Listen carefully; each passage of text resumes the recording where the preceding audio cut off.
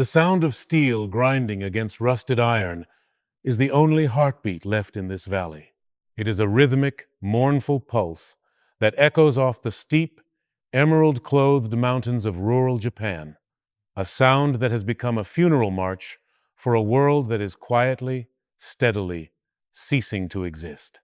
Here, deep in the shadows of the Japanese Alps, time hasn't just slowed down, it has begun to reverse. We are riding a train that shouldn't, by any logical economic standard, still be running. It passes through stations where the ticket windows have been boarded up for decades and rattles over bridges that span rivers no longer fished by the living. They call these vanishing valleys, places where the map is being erased, one house, one person, and one memory at a time. This is a journey into the silence of a nation's disappearing heart, a ride on the train to nowhere. To understand why this train still moves, you have to understand what these valleys once were. There was a time, not so long ago, when these mountains didn't feel like a tomb. In the years following the Great War, as Japan rose from the ashes like a phoenix of chrome and concrete, these remote regions were the engine room of the miracle. These valleys were deep, difficult, and beautiful, but more importantly, they were full of life. Thousands of families lived tucked into the folds of the earth, harvesting cedar, mining coal, and carving terraced rice paddies into the vertical slopes. The train wasn't a ghost then. It was a lifeline. It brought the mail, it brought the news, and it brought the children home from school. If you could step back into the mid-1960s, you wouldn't recognize the silence of today. The stations were crowded with men in heavy wool coats, their faces darkened by the soot of the mines or the tan of the timber yards.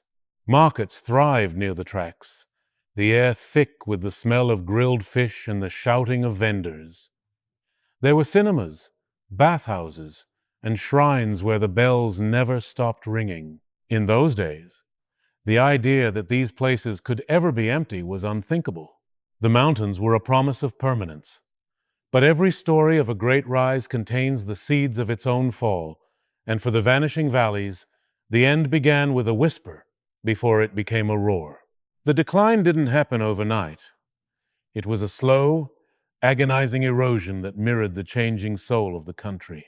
As the 1970s bled into the 80s, the lure of the glittering neon lights in Tokyo and Osaka became too strong to resist. The young were the first to go. They hopped on these very trains, clutching suitcases full of dreams, looking back at their parents waving from the platforms. They were headed for the high-rises and the tech booms, leaving behind a way of life that suddenly felt ancient and suffocating. At first, it was just a few students leaving for university. Then, it was the young craftsmen. Then, the families. By the early 1990s, the cracks in the foundation were impossible to ignore.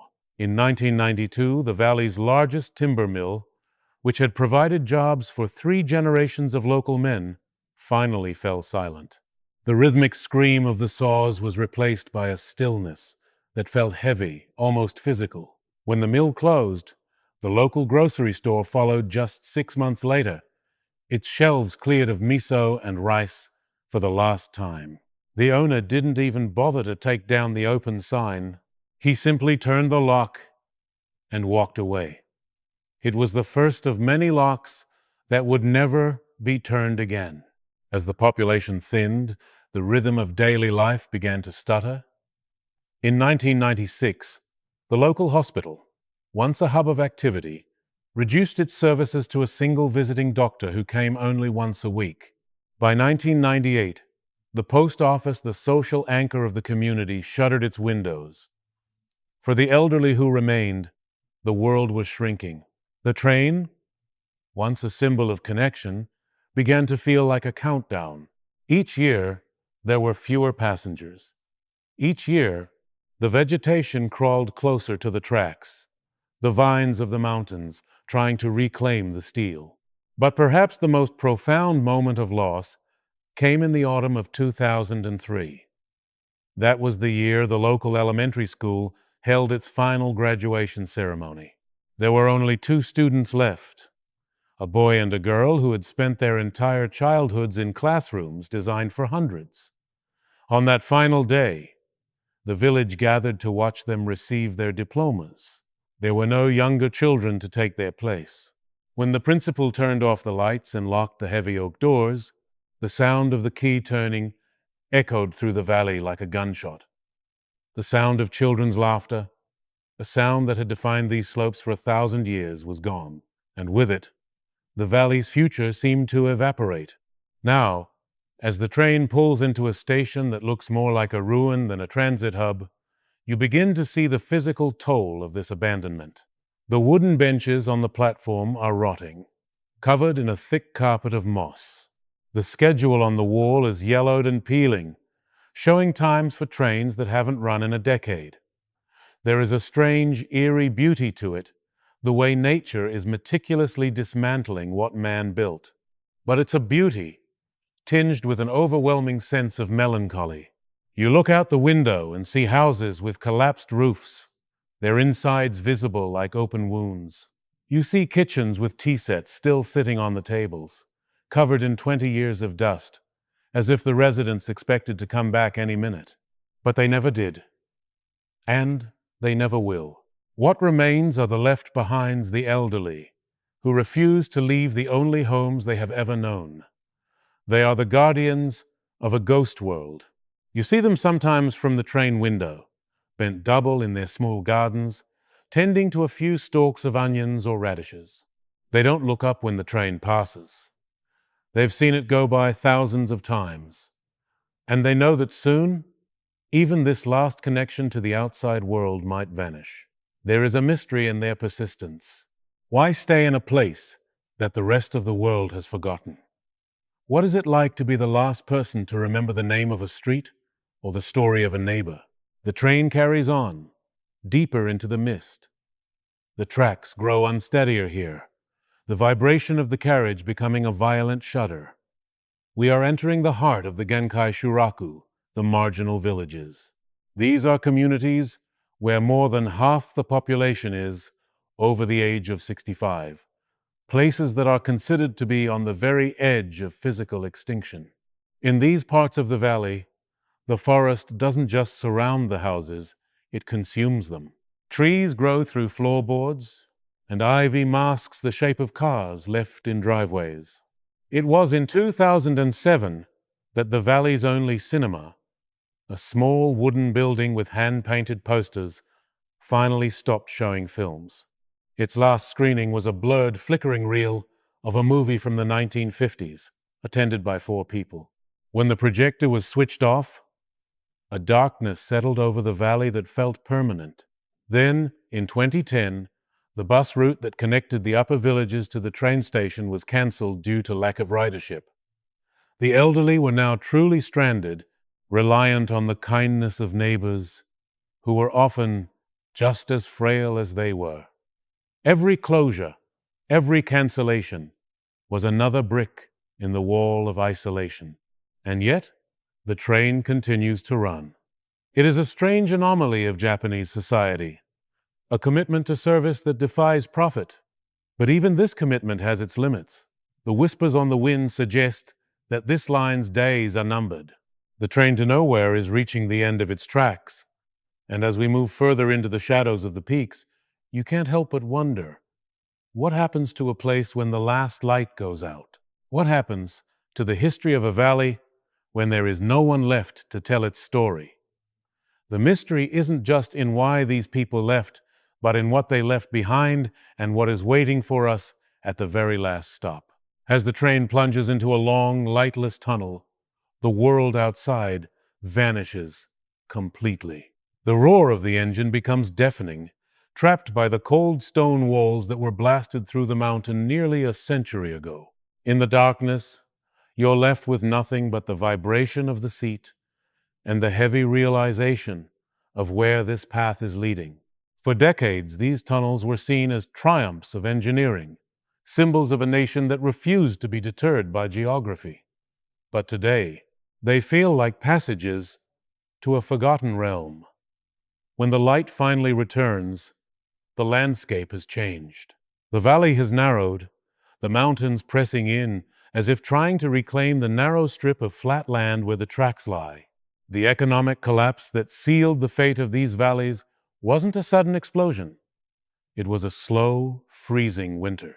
In the late 1980s, during the height of the Japanese asset price bubble, there were grand plans for these regions.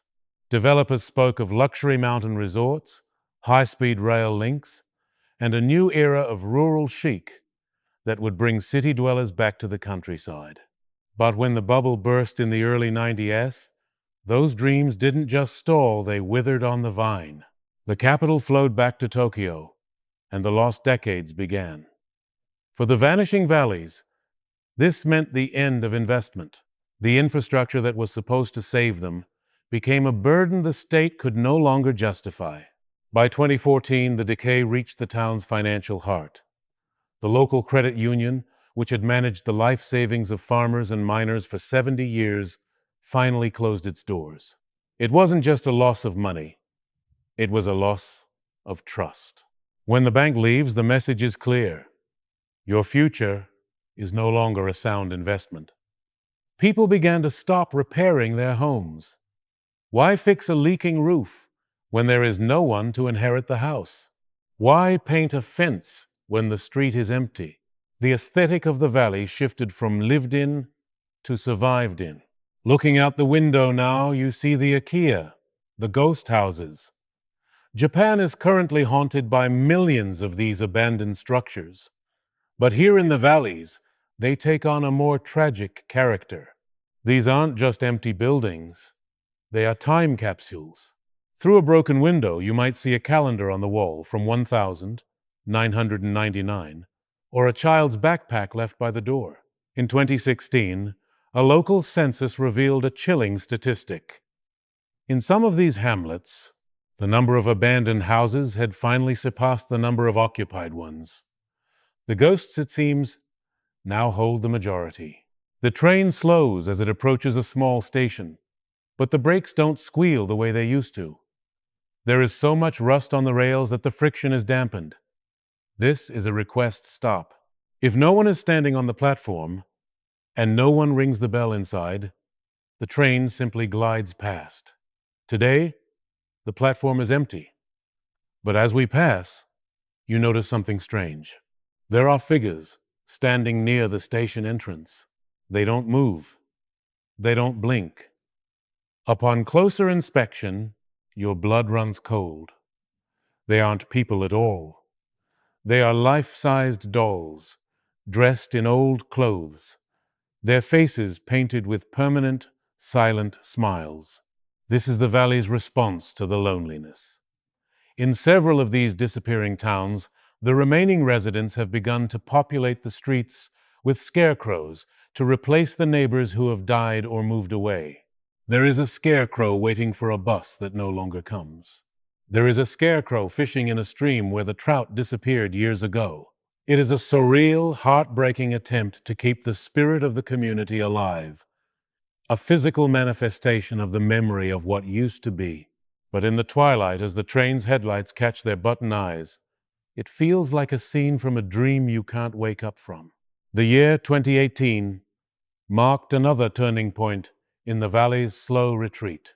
That summer, a series of record-breaking rains triggered a massive landslide that buried a significant section of the only road leading to the upper valley. In the past, the government would have sent a fleet of yellow excavators immediately. But this time, the response was different. The cost of the repair was weighed against the number of people served. For months, the road remained a pile of mud and shattered timber. When it was finally cleared, it was narrowed to a single lane, a clear sign that the state was beginning to withdraw its hand. The message was unspoken but understood. You are on your own. As we climb higher, the air grows thinner and colder. The train is now moving through the Satoyama, the traditional borderland between the flat plains and the deep mountains. Historically, this was a place of perfect balance, where humans managed the forests and the forests provided for the humans. But that balance has been shattered. Without people to thin the woods, the forest has become dense and dark. Wild boars and monkeys, once kept at bay by the bustle of village life, now roam the streets with impunity. They are the new masters of the valley. In 2019, the last local grocery delivery service stopped coming this far up the mountain because the drivers were frequently harassed by wildlife and the aging roads were too dangerous. There is a mystery that locals whisper about the mystery of the disappearing houses. It's said that some nights, a house that has stood for a century will simply vanish, not through fire or storm, but through a quiet collapse, as if the earth finally decided to swallow it whole. When you pass these spots, all that remains is a patch of unusually green grass and perhaps a few stone foundations. The forest is a fast worker. It takes only a few years for a home to be transformed into a mound of ivy, and a few more for it to disappear into the canopy. To ride this train is to witness a world being systematically unmade. But why does the train still run? The question haunts every mile of the track. The operators know that every ticket sold is a loss. They know that the machinery is aging and the passengers are fewer each month. Yet, there is a stubborn, almost noble refusal to let go. In 2021, when a major typhoon damaged a bridge further up the line, many expected it to be the end. The company held a meeting, and the elderly residents of the valley showed up in their Sunday best, bowing and pleading for the line to be saved. For them, the train is not about transport. It is about dignity. It is proof that they still exist. Against all financial logic, the bridge was repaired. But for how much longer can sentiment hold back the tide of reality? The train pulls into another station, and this time, a lone figure is waiting. An elderly woman, wrapped in a thick shawl despite the humidity, stands by the tracks. She doesn't board the train. She simply watches it. As the doors open and close with a hiss of pneumatic air, she shares a brief, silent nod with the conductor. It is a ritual. She comes here every day, not to go anywhere, but to see that anyone is still passing through. She is a living monument to a world that has almost entirely transitioned into the realm of myth. As we move toward the final stretch of the line, the sun begins to dip behind the jagged peaks, casting long skeletal shadows across the valley floor. The light is golden and dying, reflecting off the abandoned greenhouses that line the tracks like the rib cages of giant, extinct beasts. We are approaching the end of the line, the place where the tracks stop and the wilderness truly begins. But the story of the vanishing valleys isn't just about what is lost. It's about what remains in the silence. It's about the secrets held in the places where the train no longer stops. And as the darkness gathers, the most unsettling question of all begins to surface. When the last train finally leaves, what will be left to guard the silence? The final stop is not a destination, it is a boundary. As the train crawls into the terminus, the platform is little more than a slab of cracked concrete swallowed by the encroaching cedar forest. The tracks simply end, the steel rails tapering off into a tangle of ferns and rusted wire. There is no grand station building here, no bustling taxi stand, no welcoming lights. Only a single, weather-beaten wooden sign that has been bleached white by decades of mountain winters. Beyond this point, the maps go silent. The roads that once wound deeper into the peaks have long since been reclaimed by landslides and the relentless growth of the Japanese wilderness. We have reached the edge of the world that people once tried to tame. In 2023, the final blow to the Upper Valley's survival was dealt with a quiet administrative update. The small medical clinic, which had been the only source of healthcare for a 50-mile radius, announced it would no longer be staffed. The last doctor, a man who had delivered half the people still living in the valley, finally retired at the age of 84. No one came to replace him. Now, the building sits with its windows shuttered, a closed sign swinging in the wind, a symbol of the ultimate fragility of these remote lives. If you fall ill here, if your heart falters in the middle of a snowy night, the distance between life and death is measured in the hours it takes for help to arrive from a world that has moved on without you. Walking through the final village at the end of the line feels like walking through a museum where the curators have gone missing. There is a profound, heavy stillness that sits in the lungs. It is the kind of silence that makes you whisper, as if loud noises might disturb the ghosts of the families who once filled these streets. In 2024, the railway company announced that the schedule would be reduced to just one train a day, a single morning arrival, and a single evening departure. This ghost train exists primarily for the transport of supplies and the occasional elderly resident needing to visit a city hospital. It is a circulatory system that is barely pumping enough blood to keep the limbs of the valley alive. There is a local legend in these mountains about the god of the vanished. They say that when a town is forgotten by the living, a spirit comes to reside in the empty houses, tending to the gardens and keeping the dust from settling too thickly on the memories. But looking at the skeletal remains of a local shop that closed in 2011, you see no divine intervention. You see only the harsh reality of rot and gravity. The shop's window still displays a faded, sun-bleached box of laundry detergent and a plastic toy from a bygone era, prices listed in a currency of time that no longer carries value. The mystery isn't where the people went, we know they went to the cities. The mystery is what happened to the soul of the land they left behind. We often talk about progress as an upward climb, a constant expansion of light and connectivity. But here, you see the shadow side of that climb. The prosperity of the megalopolises like Tokyo and Nagoya was bought with the lifeblood of places like this. The valleys were emptied so the factories could be filled. The mountains were stripped so the skyscrapers could rise. It is a debt that will never be repaid. As the sun sets behind the peaks, the valley descends into a bruised purple twilight.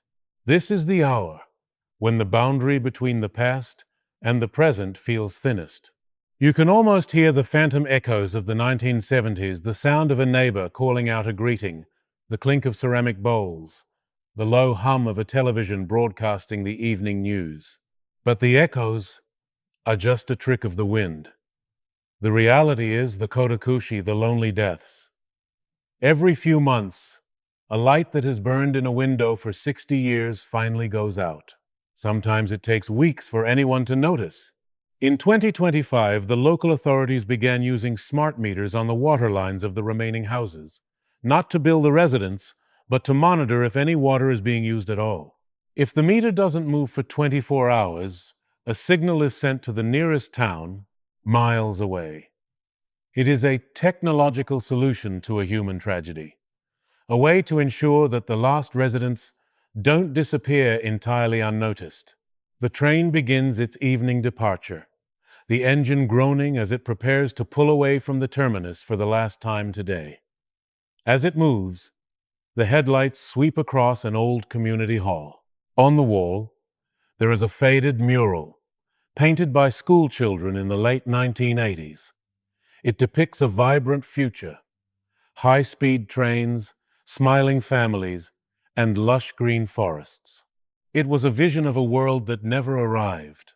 The children who painted that mural are now middle-aged adults, living in cramped apartments in the suburbs of the city, perhaps having forgotten the feel of the mountain air or the sound of the river that runs beneath their ancestral homes. There is a lesson in these vanishing valleys for the rest of the world. Japan is at the forefront of a global shift, a demographic winter that is beginning to touch every developed nation. These ghost towns and trains to nowhere are not an anomaly. They are a preview. They represent the moment a society begins to contract, the moment the frontier starts to push back. We are witnessing the slow-motion sunset of an era of endless growth. What happens when the world stops getting bigger? What happens when we have to learn how to let go of the places we once loved? The train gathers speed, leaving the final station behind. The darkness of the forest swallows the tracks, and soon, even the faint glimmer of the village's few remaining streetlights vanishes from view. We are traveling back toward the world of noise, of neon, and of people. But a part of you stays behind in the silence. You think of the elderly woman on the platform, the scarecrows in the fields, and the school buildings where the chalk dust has turned to stone. You think of the millions of stories that are being erased, one by one, as the forest slowly digests the wood and stone of human ambition. The train to nowhere is a misnomer. It goes exactly where we are all headed, into the memory of what once was. It is a vessel for the final witnesses of a disappearing culture. As the rhythm of the wheels on the tracks becomes a steady, hypnotic beat, you realize that the tragedy isn't that these places are dying. The tragedy is that we have forgotten how to listen to the silence they leave behind. The valleys will eventually be full again, but not with people. The cedar will grow tall where the kitchens used to be. The rivers will run clear and undisturbed. The mountains don't mourn our absence. They simply wait for our departure. As the train clears the final mountain pass and the distant glow of the city appears on the horizon, the journey feels like a return from another dimension. The passengers who boarded at the lower stations are looking at their phones, their faces illuminated by the blue light of the digital world, oblivious to the ghost world we just exited. They don't know about the doctor who left, the school that closed, or the dolls that stand guard in the rain. They don't know that the tracks beneath them are a fraying thread, holding on to a history that is seconds away from snapping. The ride is over, but the story of the vanishing valleys continues in the dark. It is a story written in the rust on the rails and the moss on the station walls. It is a story of a nation moving forward by leaving its heart behind. And as the last train of the day finally pulls into the bustling city hub, and the doors open to the roar of the modern world, you can still feel the cold, quiet breath of the mountain on your neck, a reminder that nothing built by human hands is permanent, and that somewhere, deep in the emerald shadows, the forest is already beginning its long, slow walk home.